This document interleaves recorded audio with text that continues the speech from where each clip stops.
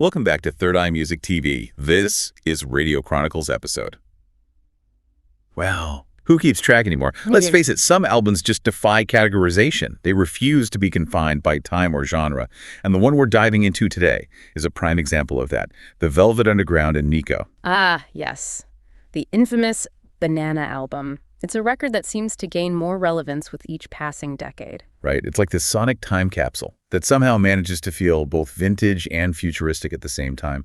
You sent us some great sources about this record. And honestly, I'm a little intimidated. There's so much to unpack here, but that's what we're here for, right? Yeah. You help you understand why this album, a commercial flop when it first came out, is now considered one of the most influential rock albums of all time. It's a fascinating case study in how critical acclaim and cultural impact can diverge from commercial success. Totally. So let's start with the basics. It's 1967, the summer of love. Psychedelic rock is dominating the airwaves. And then, bam, this album drops. And it's like nothing anyone has ever heard before. It's dark, it's experimental, it's dealing with subject matter that was pretty taboo back then. I mean, heroin addiction, sadomasochism, the gritty underbelly of New York City. Not exactly typical pop song fodder. Not at all. And that's precisely what makes this album so groundbreaking. Lou Reed, the band's primary songwriter, wasn't interested in writing love songs or catchy radio hits. He wanted to create something raw, something honest, something that reflected the complexities of human experience, even the dark and uncomfortable parts. He was heavily influenced by writers like Hubert Selby Jr., known for his unflinching portrayal of addiction and urban decay. Yeah, I can definitely see that Selby influence, especially in songs like Heroin or I'm Waiting for the Man. There's this sense of desperation, this unflinching look at the darker side of human nature that you just didn't hear in pop music at the time. Exactly. Reed wasn't afraid to push boundaries, both lyrically and musically. He was a poet at heart. And he saw rock music as a canvas for exploring those darker, more complex themes. And the music itself is just as unconventional as the lyrics. Let's talk about the band members for a second, because this wasn't your typical rock and roll lineup. You've got Lou Reed, the Enigmatics frontman, but then you have John Cale, who came from a completely different musical background. I mean, the guy was studying avant-garde classical music and working with experimental composers like Lamonti Young. John Cale's influence on the band's sound cannot be overstated. He brought this experimental edge, this willingness to incorporate elements of drone, dissonance, and noise into their music. It was a fusion of pop sensibilities and avant-garde experimentation that really had never been done before. And it created this really unique sonic landscape. Like you hear it right away in the opening track, Sunday Morning. It starts with this beautiful, almost Baroque-sounding piano melody played by Cale. But then it's layered with these distorted guitars and Lou Reed's deadpan vocals. It's this juxtaposition of beauty and dissonance, light and darkness, that defines so much of their music. It's unsettling, but it's also strangely captivating. It draws you in. Absolutely. And then you have the rhythm section, Sterling Morrison on guitar and Mo Tucker on drums, who were equally crucial in shaping their sound. Morrison's guitar work was so distinctive. He could be subtle and melodic one moment, then unleash this wall of noise the next. Yeah. Like in Venus in Furs, which is such a dark and hypnotic song, you can hear Morrison's guitar just swirling around, creating this unsettling atmosphere. And then you have Mo Tucker's drumming, which was so minimalist, so stark. It was almost anti-rock drumming at the time. She wasn't doing these big, flashy drum fills. She was more interested in creating this hypnotic pulse, this driving force that propelled the music forward. Yeah, like in I'm Waiting for the Man. Her drumming is so simple, just a bass drum and a snare. But it creates this incredible tension and momentum. They were a band of contradictions, a collision of personalities and musical styles. Totally. But somehow, it all worked. They found this incredible synergy, this ability to blend these seemingly disparate elements into a cohesive, albeit unconventional, sound. And they weren't afraid to experiment with instrumentation. One of the most distinctive sonic elements on the album is the use of the ostrich guitar. Okay, I have to admit, the first time I heard about the ostrich guitar, I thought it was a joke. But it's actually this really cool, albeit strange, instrument where all the strings are tuned to the same note. It creates this drone effect, like this constant humming sound. Exactly, and it was perfect for creating the kind of atmospheric textures they were going for. You can hear it prominently in All Tomorrow's Parties, which has this haunting, almost ethereal quality. Totally. It's like this sonic landscape. It's both beautiful and unsettling at the same time. Yeah. You're not quite sure if you should be mesmerized or terrified. And that's the brilliance of the Velvet Underground. They challenge people's perceptions of what rock music could be. Right. And we haven't even talked about Nico yet. She adds this whole other layer of mystique and darkness to the mix. Absolutely, Nico. With her deep, almost monotone vocals and her European art house background, brought this element of glamour and theatricality to the band. She wasn't technically a member of the band, but her presence on the album is undeniable. Yeah. Her vocals on Femme Fatale and All Tomorrow's Parties are just haunting. She's like this spectral figure that floats through the album. It's almost like she's channeling some ancient, dark energy. Okay, so we've got this incredibly talented, albeit unconventional, band with a truly unique sound and lyrical approach. But their story goes beyond the music itself. To really understand the Velvet Underground, you have to understand the context in which they were creating. And that's where Andy Warhol comes in. He wasn't just their producer, he was their champion, their artistic facilitator. Warhol was fascinated by the Velvet Underground. He saw in them this raw, unfiltered energy that reflected the underground art scene he was cultivating at the factory. Right. And he integrated them into this multimedia experience he called the exploding plastic inevitable. This wasn't just a concert, it was a sensory overload spectacle. That combined the band's music with film projections, light shows, and avant-garde dance performances. It was like stepping into another world. Imagine this, the Velvet Underground playing their music, often at ear-splitting volumes, while films projected by Warhol flickered on the walls, dancers in S&M gear writhed on stage, and strobe lights flashed, disorienting the audience. Sounds like my kind of party. It was definitely not your average rock concert. It was a deliberate assault on the senses, a challenge to conventional notions of entertainment and art, and it was controversial, to say the least. I bet. I mean, even today, it would be considered pretty out there. But it was all part of Warhol's vision. He wanted to push boundaries, to challenge the status quo. And he saw in the Velvet Underground the perfect collaborators to help him do that. And it was through this collaboration with Warhol that the Velvet Underground gained their initial notoriety. So, you've got this incredible band, a groundbreaking album, a legendary artist backing them. You'd think they'd be rock stars, right? Well, that's where things get interesting, because despite all of this, the album was a commercial flop. It barely made a dent on the charts. It seems almost unbelievable now, doesn't it? This album that's so revered, so influential, was practically ignored when it was released. I know. It's mind-boggling. You would think, with Warhol's influence, they would have at least cracked the top 100. It's a reminder that commercial success and artistic merit don't always align. The world wasn't quite ready for the Velvet Underground in 1967.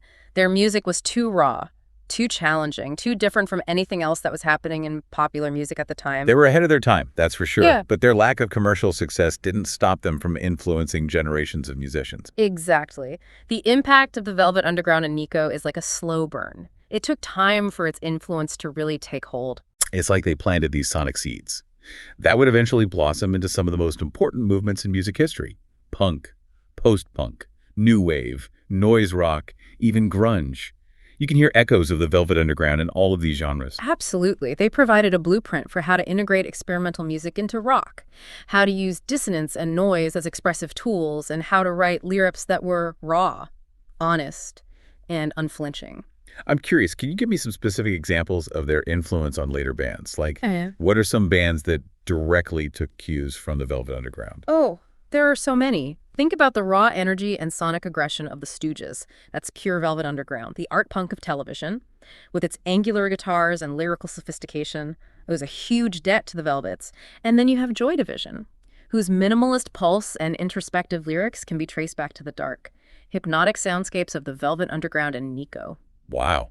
When you put it that way, it's pretty obvious. They really did lay the groundwork for so much that came after them. It's really quite remarkable. And their influence wasn't limited to music. They influenced fashion, film, art. They became this cultural touchstone that represented a certain kind of artistic rebellion, a willingness to push boundaries and challenge conventions. It's like they gave permission to future generations of artists to be different, to be themselves, to not be afraid to express their unique vision, even if it meant being misunderstood or rejected by the mainstream. And that's a powerful legacy to leave behind. Totally.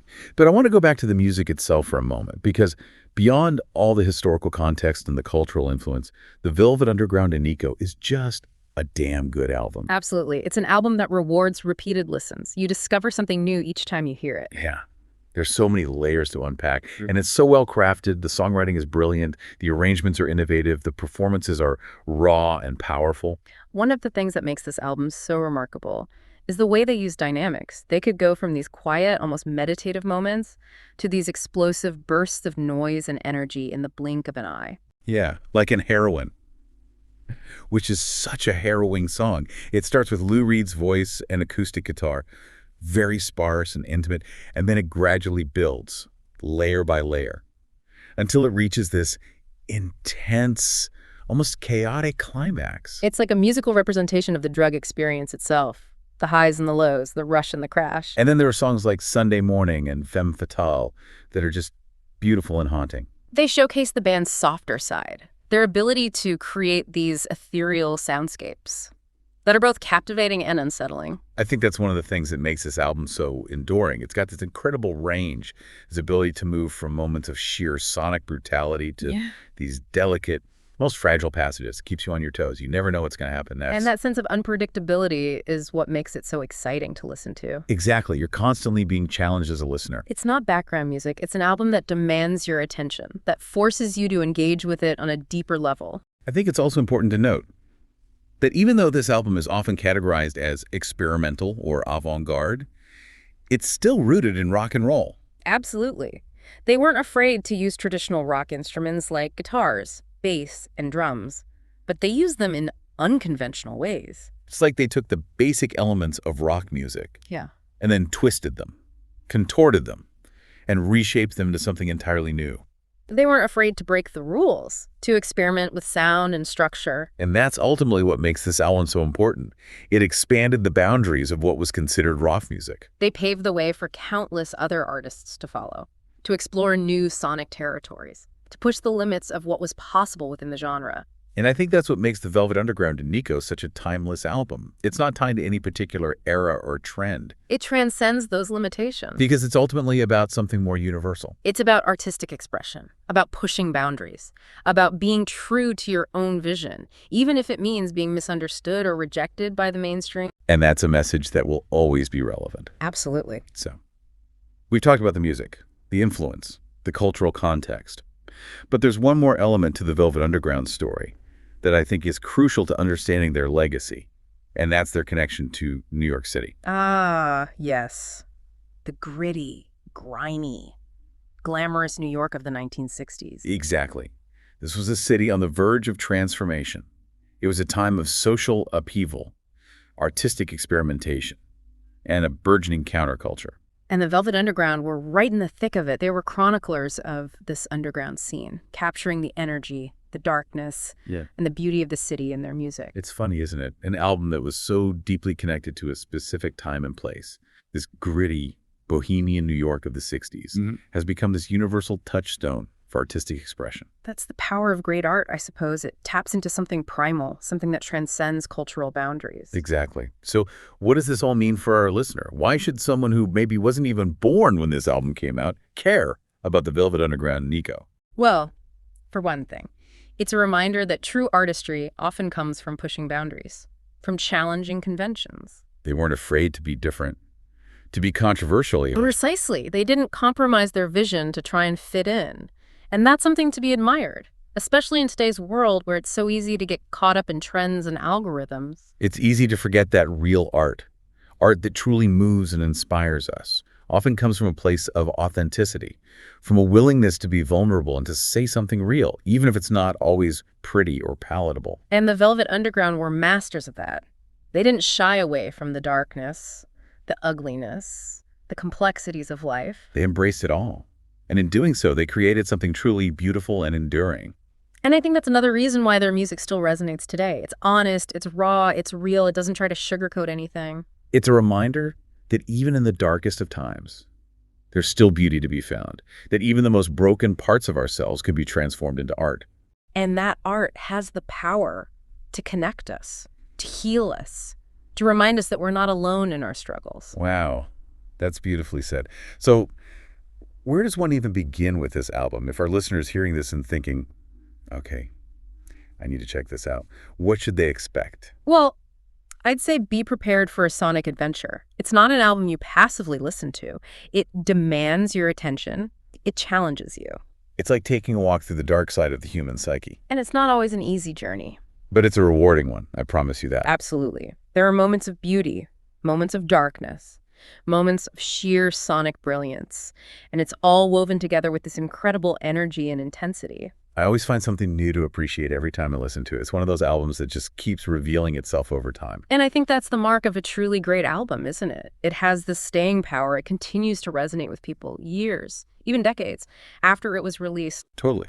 So if you're looking for an album that will challenge you, that will make you think, that will stay with you long after the last note fades away, then the Velvet Underground and Nico is definitely worth your time. It's a journey you won't soon forget. And on that note, I think we should probably wrap things up. But before we do, I have to ask, what's one song from this album that you think our listeners should absolutely check out first? Ooh, that's a tough one. There's so many great songs in this album. I know. But if you had to pick just one. I think I'd go with Heroin. It's such a powerful and disturbing song. And it really encapsulates the essence of the Velvet Underground, the rawness, the honesty, the sonic experimentation. It's a song that will stay with you long after you hear it. Excellent choice. And if our listeners are ready for something a little more experimental, I highly recommend Venus in Furs. It's dark, it's hypnotic, it's unsettling, but it's also incredibly beautiful in a twisted sort of way. Great suggestion. Both of those songs are excellent entry points into the world of the Velvet Underground. So, there you have it, our deep dive into the Velvet Underground and Nico, an album that was misunderstood in its time, but whose influence continues to ripple outward, shaping the landscape of music and art to this day. They were true originals, and their music is a testament to the power of artistic vision and the importance of staying true to yourself. We hope you enjoyed this deep dive, and we encourage you to explore the music of the Velvet Underground for yourself. And who knows, maybe you'll even be inspired to start your own band, after all. As Brian Eno famously said, everyone who bought the Velvet Underground and Nico started a band. Words to live by. Until next time, keep those third eyes open.